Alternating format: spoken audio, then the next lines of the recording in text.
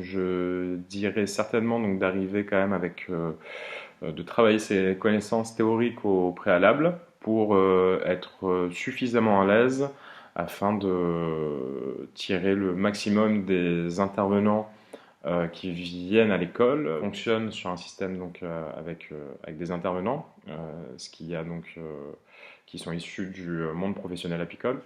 Euh, et ce qui a donc des avantages certains, mais qui demande en effet un travail quand même préalable.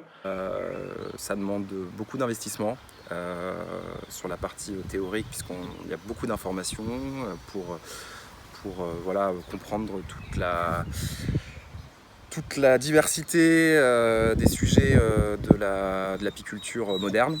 Ce que je disais un peu au début, que ce soit voilà, les traitements varrois, le choix d'apiculture qu'on souhaite faire, les contraintes logistiques, financières. Et, La formation en fait se déroule avec une partie théorique qui est assez condensée. sur un des nerfs de la guerre de l'apiculture, sur toute la partie théorique pour l'élevage, avec des interlocuteurs très qualifiés, avec beaucoup d'expérience, et leur parcours c'était très enrichissant.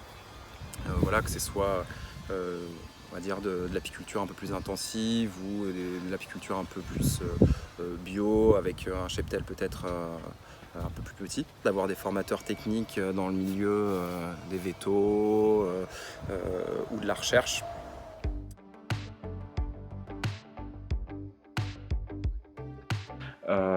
Vient la partie pratique, un stage de 6 mois, et selon moi, c'est une des forces de la formation à l'EHEA.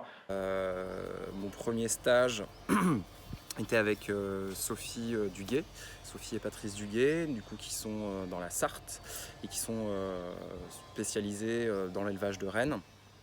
Je vais continuer, je vais faire un deuxième stage donc dans de l'apiculture plus basée dans la région où je veux m'installer, dans le Gâtinais, où là il y a une partie apiculture urbaine, vente directe. Pour ma part, j'ai choisi de réunir ces deux périodes en une, à savoir de ne pas changer d'exploitation, puisque j'avais déjà un projet euh,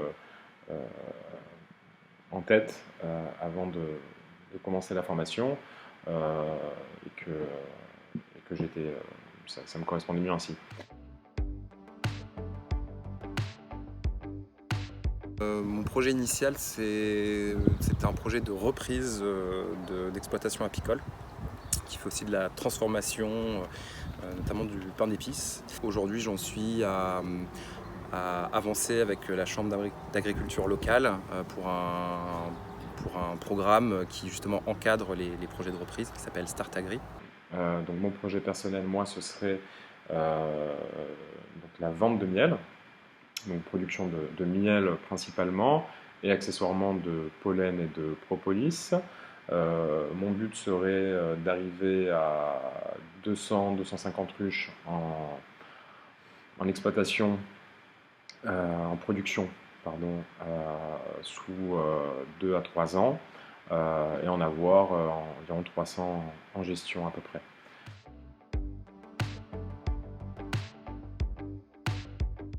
Même si j'avais une petite pratique apicole, on va dire d'amateur éclairé avant de rentrer à l'EHEA, l'EHEA n'a fait que consolider mon intérêt, voire ma passion pour les abeilles. Et voilà, je pense que ça va continuer à se construire. En tout cas, l'EHEA, c'est un bon moyen de s'assurer que c'est ce qu'on veut faire comme métier. Voilà. Sachant que moi, c'était une reconversion.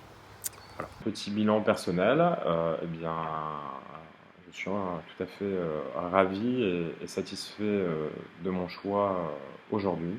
Donc je ne saurais que recommander le HEA.